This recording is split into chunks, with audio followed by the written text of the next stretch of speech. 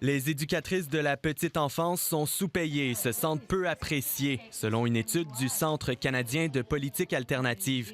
Selon le sondage, près des 3/4 des éducatrices sentent que leur salaire ne reflète pas la qualité de leur travail.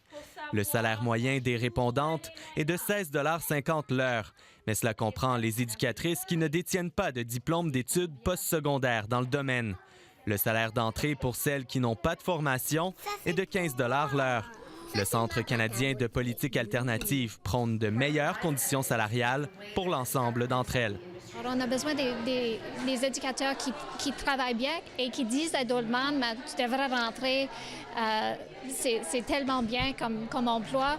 Les éducatrices de la petite enfance en Nouvelle-Écosse étaient les moins bien payées au pays en 2016, selon Statistique Canada.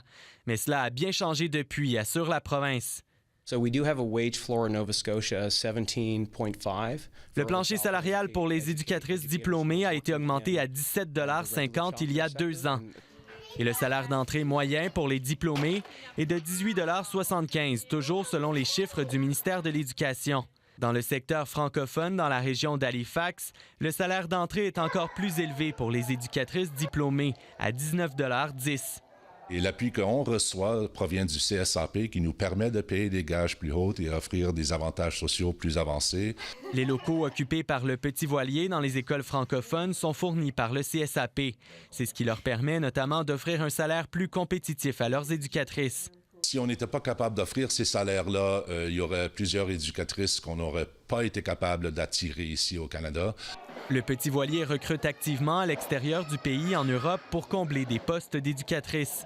L'administration estime avoir un bon taux de rétention, mais est toujours à la recherche de plus de personnel.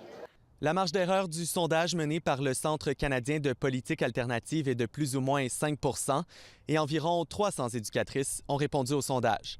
Ici Olivier Lefebvre, Radio-Canada, Halifax.